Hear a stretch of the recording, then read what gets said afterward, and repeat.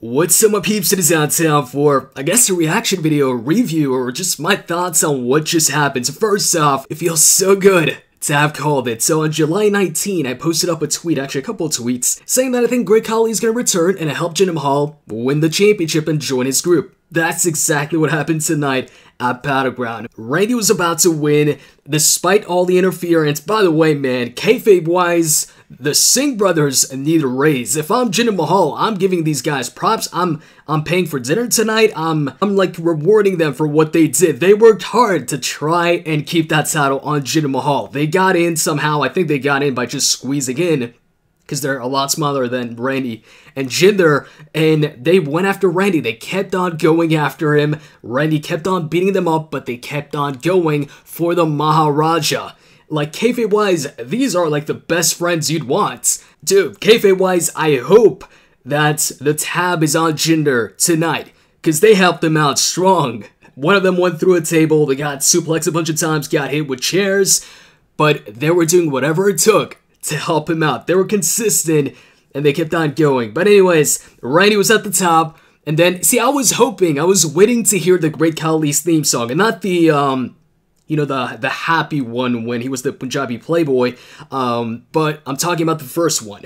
That was the Khali theme that I was waiting to hear, but instead they just played Jinder Mahal's theme once again, so I guess he's gonna come out to Jinder's theme.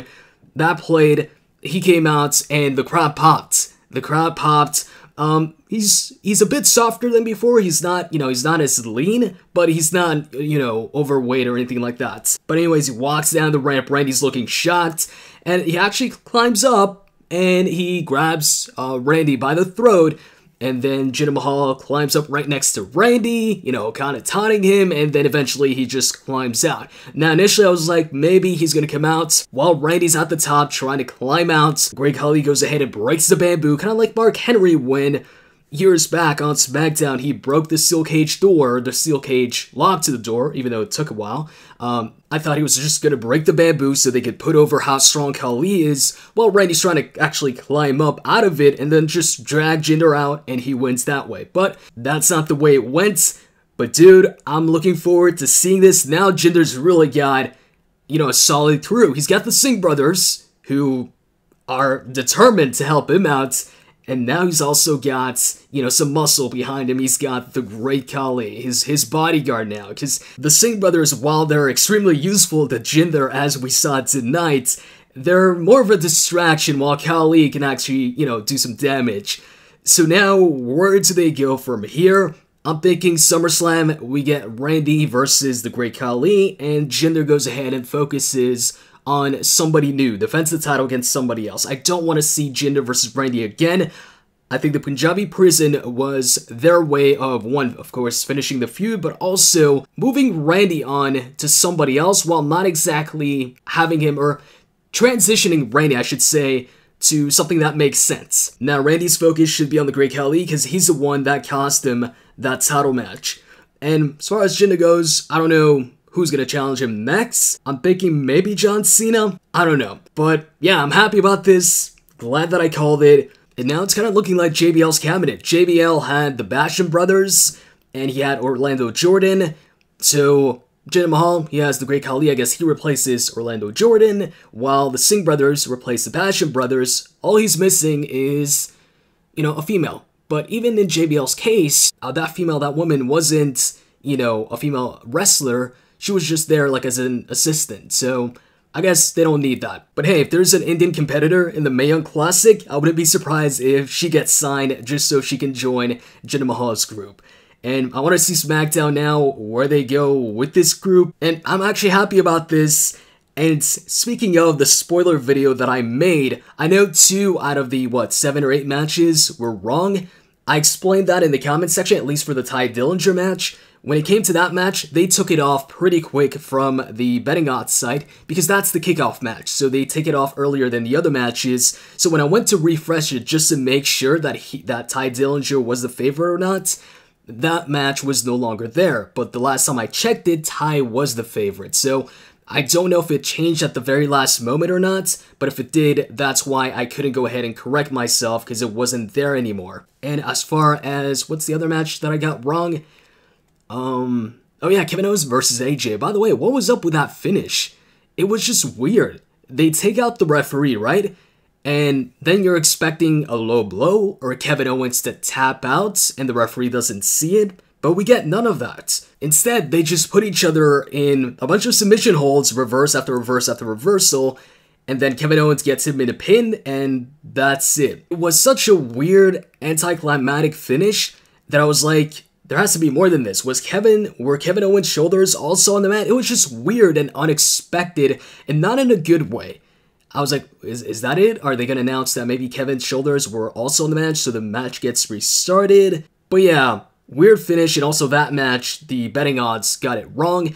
Here's the thing with the betting odds, guys. Most of the time, they're spot on. Most pay-per-views, every single favorite prior to the pay-per-view is the actual person that ends up winning the match. But sometimes that changes, and the favorite actually doesn't end up winning. I remember the Night of Champions pay-per-view, I think it was the Night of Champions pay-per-view, the betting odds were way off. And I remember being really surprised with that because usually they're spot on. And in this case right here, it got at least one match incorrect. I say at least one because I'm not sure about the Thai versus Aiden English match. Like I said, when I tried to look and refresh the page to see the very last odds on that match, the match was already gone. But anyways, KO and AJ turned out to be a big disappointment for me. The match of the night for me was actually Usos versus The New Day. They won it for me as far as match of the night. Was it Jay? I think it was Jay. Jay hit a cool super kick in midair on Xavier Woods. And in the end, New Day wins with a combo of Trouble in Paradise into that top rope or springboard, more so a top rope elbow from Xavier Woods, and that elbow is nice. He hits it from the other side of the ring. And then we had the Elimination Women's match. Natalya won that. I wasn't surprised here simply because I checked, of course, the betting odds prior to the pay-per-view, and I told you guys Natalya is the favorite to win that, and she did end up winning it. I know a lot of people expected Charlotte to win, but I guess they're going with Natalya versus Naomi. And since, they've got a limited women's roster, you've split the brands now, every one of them has to get their time to shine and actually, look strong at some point. Then when it came to Sami Zayn versus Mike Kanellis, I didn't care about that match. Sami Zayn won. The thing is, I don't care for Mike Kanellis. If I don't care for a character, it's hard for me to get into a match, so whatever. Sami Zayn won, as I said in the spoiler video, due to the betting odds. And what else? What else was there? Ty Dillinger versus Aiden English, yeah. Aiden English won that. We see this match like a couple of times. It was the kickoff match for the last pay-per-view. Switch it up a bit. I don't want to see the same match over and over and over again.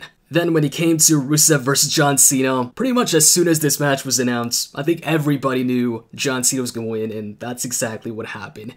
Not a big fan of flag matches. It was okay for what it was, a flag match, but whatever. And that's pretty much it, right? I think I went over every single match. This isn't a full show review anyways. To be honest, I just wanted to give my thoughts on Khali returning, and yeah. Jinder is still the WWE champion. Oh yeah, Baron Corbin versus Shinsuke Nakamura. Don't care for that feud either, so whatever. Ended via disqualification. But Jinder solo champion. Baron Corbin did not cash in and win the title, so all is good in my view. Although the pay-per-view itself, if I would rate the pay-per-view, I'd give it a pretty low rating. It's weird that Kevin Owens and AJ had a disappointing match. I did not expect that at all.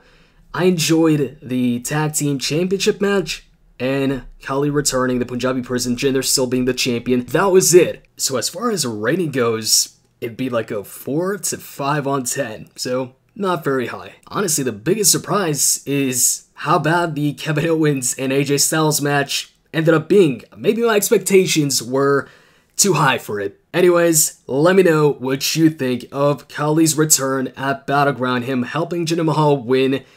Do you like it? Are you for it? Or do you not care for the Great Khali? Hope you guys enjoyed this video. If you did, click that like button down below, subscribe for more videos, and with that said, I'm out guys, see ya.